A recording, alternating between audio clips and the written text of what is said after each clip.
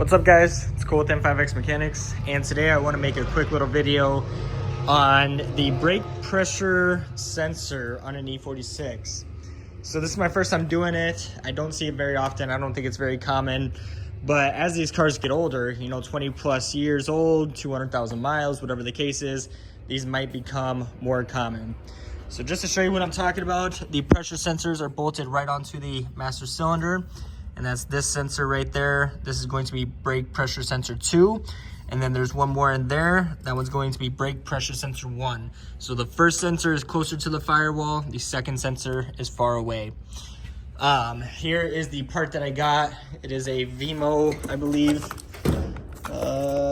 Yeah, Vimo. There's the part number for it. I believe sensor 1 and 2 both have the same part number. And yeah, this is a 27 millimeter to get it off. All I did so far was I removed the cabin air filter housing. That's pretty basic and easy. It's going to be 4 T30 screws to pull off the housing, which are right here. There's one of them. They go along the whole thing. Obviously, the cabin air filter is held on with just those clips. I then went ahead and unplugged the vacuum line to the brake booster. This is just going to get some clearance so I can get my hands in there. And then I also removed this cover. This cover protects the brake booster from the motor.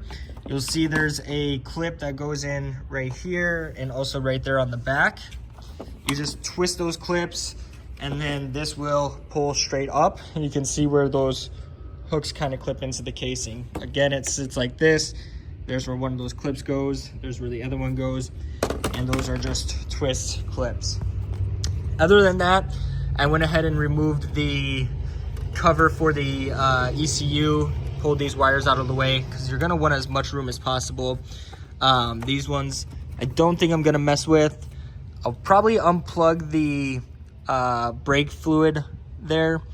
And then on top of that, I might end up draining the,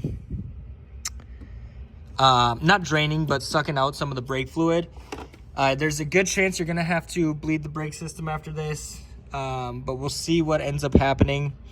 So once you kind of have clearance, you got some things out of the way here. I know I skipped some steps, but they're pretty self-explanatory, especially if you're familiar with working on the E46.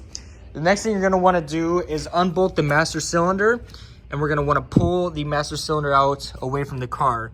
You're gonna see there's a 13 millimeter bolt right there. There's gonna be another one right down there. So I'm gonna go ahead and loosen those up. We'll pull the master cylinder away from the brake booster and see if that gives us access to that sensor. We're gonna wanna push the master sensor over a little bit to give us clearance to get a 27 millimeter wrench in there. So let me start doing that, and we'll see what we can do. All right, guys, so check it out. So we got the two 13 millimeters off the master cylinder here. You can see how I kind of pivoted and turned the master cylinder. I'm thinking now that will leave me hopefully enough space to get a wrench in there, 27 millimeter, and crack that loose. So I'll let you guys know if this is enough. Thankfully, these lines do have a little bit of movement and play in them. It makes it a little bit easier. But yeah, let's go see what we can do real quick. All right, guys, so I did go ahead. I was able to get in there with my 27 millimeter wrench, and I did get this sensor broken loose. You can see how it's moving.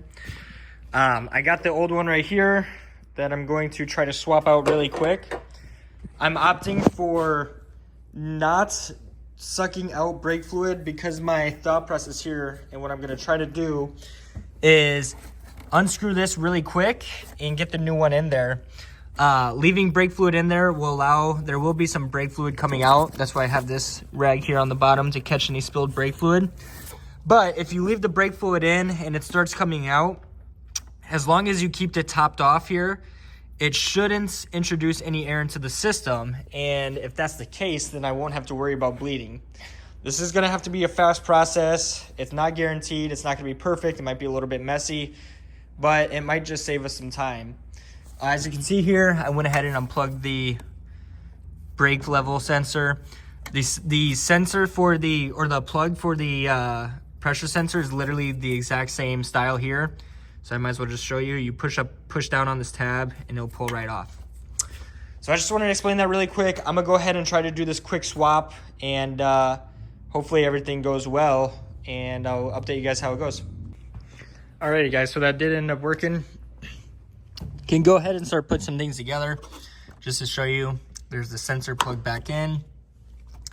Just gotta top off the brake fluid, clean some things up. But other than that, just putting things back together reverse order. Don't forget to plug everything in. Here's our old sensor right here. And then I'm gonna go confirm on the scanner that the new one is reading.